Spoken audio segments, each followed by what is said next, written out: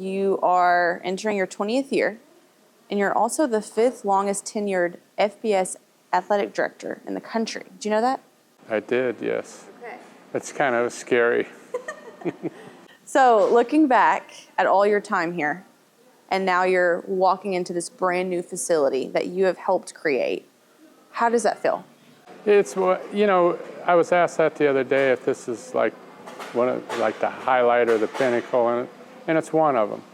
You know, I've got a ton of highlights by being so lucky to work here, but this is one of them because this is a long time coming. It's from planning to fundraising to execution and to the building and all the financing and all of that stuff, just to kind of finally see it all come together, and to come together better than almost everybody's expectations.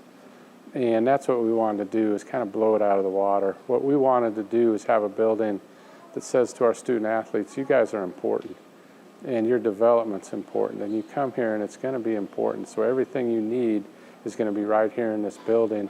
And I think this building says that. And it says that these are our expectations, and let's go win some more championships. The Build Blue campaign, you were one of the main people that spearheaded that and is continuing to. How important is that campaign, especially for the student athletes and for the community? Yeah, and I think that one of the things that gets overlooked is we've had over 450 donors donate to Build Blue. So it's a movement. It's the community telling us that they believe in our student athletes as well, and that the community is saying that we want the very best for our student athletes. So I think that's really important. So while we see a lot of steel and glass in this building, that I see it as much more than that. I see it as a real signal. And for us to take this facility and make a statement with this facility, and at the same time with this facility develop our student athletes to their optimums. And when we do that, we'll reap the dividends on that. Ms. Vicki, we spoke with her earlier, and a bunch of other people too who have been really had their hands into this. It's a team effort, whether it comes to design, to the contracting, everything. It's so unique, this building is, with a lot of different features. How important was that for you to make sure that it had the MTSU touch? Yeah, I think that's really important. I mean, obviously the branding, and we spent a lot of time with our graphics and kind of the smaller little touches. You know, we got the lightning bolt in the ceiling and those kind of things. So just the little things, and I think Nick McDevitt said, like, his dad used to always tell him, like, you can have a new suit, but if you have old shoes and your accessories aren't right, nobody really pays attention to the brand new suit. And so we kind of kept that in mind with this building, and I think that we have people that do a phenomenal job of accessorizing this building and making it feel like it's MTSU and it's home for our student athletes. Now, in the college landscape we live in now, it's constantly evolving, constantly changing. How important do you think of elevating that standard to be a Blue Raider? How important is that? Well, I think it's critical. You know, and I think the next 5 years are maybe the most important years in our athletic history, because, you know, all the TV contracts are coming to fold, and that's when people say that would be the next great movement for conference affiliation. So with this building, we've positioned football really well, and a lot of our other sports really well. The funding that we've achieved on the renovation of the Murphy Center, the $78 million plus Build Blue campaign, will be for that. That'll come into fold. And so if you take the $80 million for the Murphy Center and the $66 million for this, you know, that's almost $150 million into our two primary facilities to launch us into the 2030s. And in this college landscape, that's still really important. We can talk about NIL and all those things, and NIL is critically important, don't get me wrong, but facilities are still important. And quite honestly, fell a little bit behind, but this is a quick catch-up on both these facilities. This is not just going to be utilized by football or by one singular sport. It's for every sport that is here on this campus. How vital do you think that is, that every single student athlete that commits to be in blue and white is welcome here? Yeah, when they commit to us, our commitment to them is we're going to do everything we can to make the very best version of yourself. And this building gives us the tools for that, whether it's the nutrition station, whether it's the state-of-the-art weight room, whether it's the training room and all of its red light therapy and recovery, and the cold pool and the hot pool and the therapy pool with the anti-gravity treadmill and those kind of things, that you can come here and become the very best version of yourself. And so that's our obligation. And I think you can achieve that here. And then when you combine that with the culture we have on campus with Dr. McPhee and our faculty, and we're a big major university with a small town feel. And to not lose that personal touch, but also to elevate the standard of what we expect and the effort and those kind of things. So I think this is a really critical step forward for us. Now moving to the third floor, the SRM Concrete Club, that's really going to skyrocket the game day experience here at Floyd Stadium. Talk to me about that. That's pretty impressive. Well, we wanted this to have a nice sports bar type feel to it, a place where you could comfortably watch the game. I'm personally, as an old football player, I love the end zone view, and that's watching film and those kind of things that we always had the end zone camera, so they could see how my steps were wrong as an offensive lineman and those kind of things. And so I love this view. I think it's a unique setting for us. It's something we've never had in our stadium before. And so this is a really fantastic way to watch the game. It's climate controlled. Last year we had, it seemed like every home game we had lightning delays and those kind of things. So if we're going to be under lightning delay, there's no better place to be than right here. Yeah, I don't want a lot of them, but you got a bar right here, you've got food over here, you've got a lot of elements, and you've got TV, so other games are going on. So to me, it just enriches the experience. And then what I would like this thing to do is to be a hub for business activity as well. So you don't want to miss the game because you don't want to miss seeing some of your business associates and those kind of things. And so that's the goal. And between this and the Hendricks Club, to develop that sense of community and those kind of things, that I think that this gives us a really good opportunity to be able to do that. You played a role in design and certain things like that, certain decisions. What was one big thing that you, in your perspective, in your opinion, that you knew that you wanted in this facility?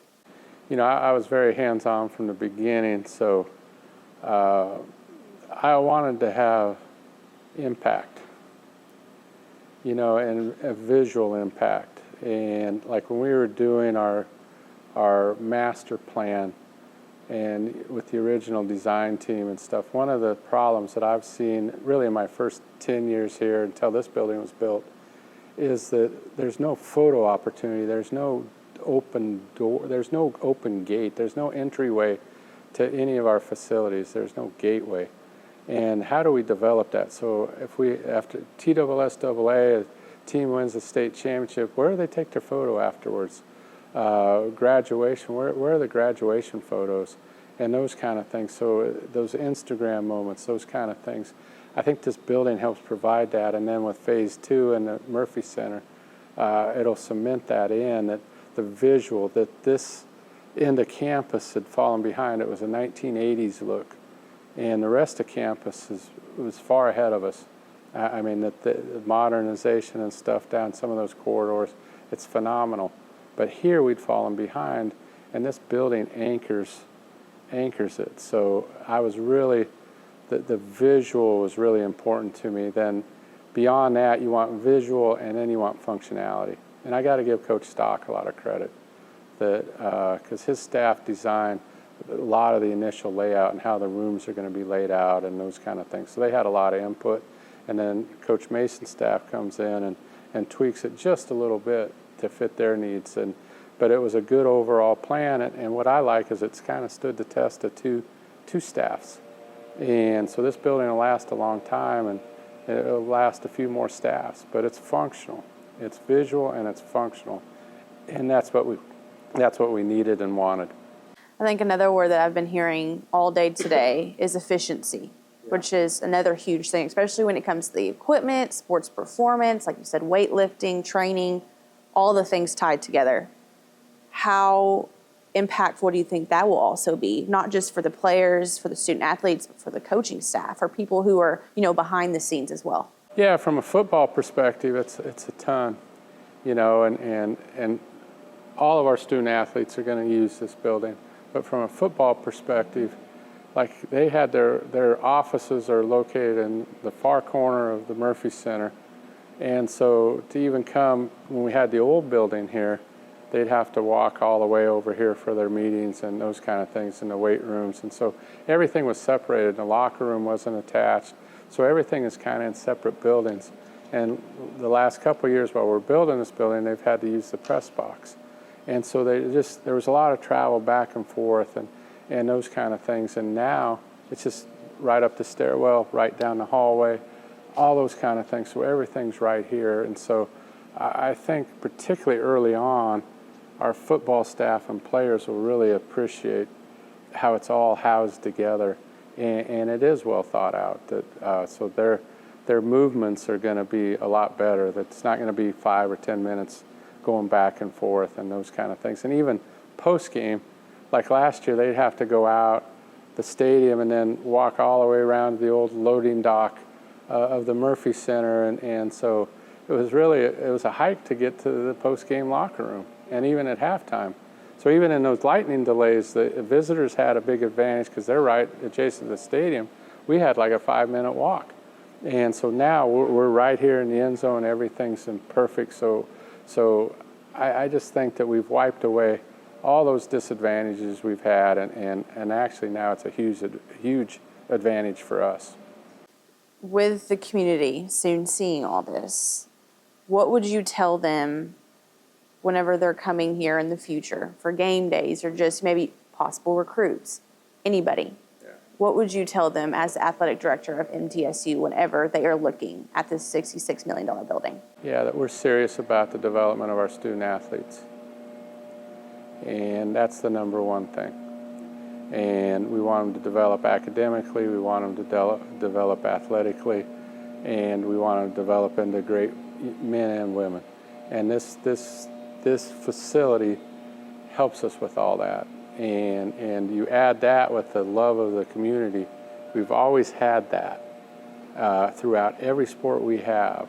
So you add that together, and that's how you win championships.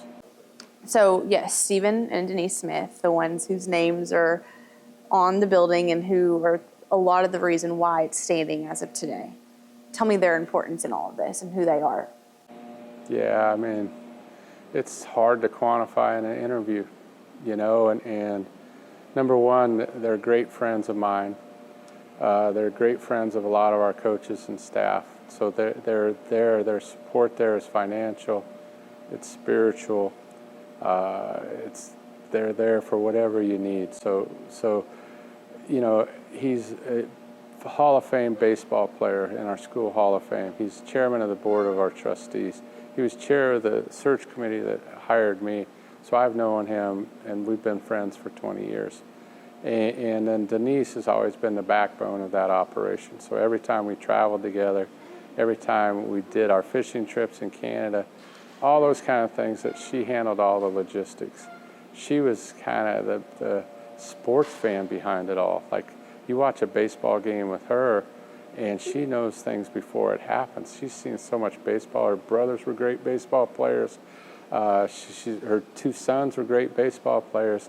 Her husband's a great, so she knows baseball and those kind of things. And she's one of our biggest basketball and football fans. They sit down on the front row, and after the game, she can tell you exactly who played well and who didn't. And Steve his mind might be drifting more, but Denise is locked in on all those things. So she's really, really special. And as a couple, they're just dynamite. And we're so lucky that they're MTSU Blue Raiders, because Steve, with his financial support, his political heft, his savvy as the board chair, all those kind of things, this building wouldn't be possible without Steve and Denise Smith. And they believed in it right away. I remember when I took the master plan to them, that he was like, well, should we just put a dome over the stadium as well, because it's going to cost a lot. And well, there's some ways that we can maybe figure out the financing. And he took that bull by the horns and did it, you know. And so I'm so thrilled that their name's on it. It means a ton to me, because there's the professional relationship and there's the personal relationship, and it's hard for me to separate the two. And so, you know, Tuesday night when we dedicate the building, Wednesday when we cut the ribbon, and then every day walking by and just saying, man, what an appropriate building. I mean, this building is, in my view, is like one of the most significant buildings we've ever built. It's perfect in a lot of ways, and to have their name on it, on such a keystone piece of our athletic department, it couldn't be more appropriate. What we were mentioning earlier about the Murphy Center, this is only just the beginning. So let's talk about, yes, Wednesday is the end of phase one, but we're just going to keep the ball rolling. So let's talk about the next steps that you have. Yeah, and thanks for allowing me to take one deep breath before we start phase two. But no, that's a good message to be out there, because this is just the beginning. And we want to turn this thing into a whole different zone. And we've talked a little bit about the Murphy Center. We've got $78 million in state monies for it. That we've passed some student fees that'll help fund it as well. We can raise private dollars. I think there's going to be a lot of interest in private dollars in the Murphy Center as well. And then part of all this is to put the hotel across the street, and then to put some commercial utilization across the street, kind of mini like what the Braves have done at Legacy Park, and those kind of things. Like, that's our future. And this is the first piece of that vision. Actually, the first piece was tennis, and now this, and then the hotel, and then whatever commerce comes across the street. And to be able to turn the Murphy Center into an entertainment center, back into an entertainment center, where we can host some concerts and other events and those kind of things. And that'll spur all this life in this area. And I think it's going to be, this place 5 years from now is going to be totally different. And I'm excited to see it.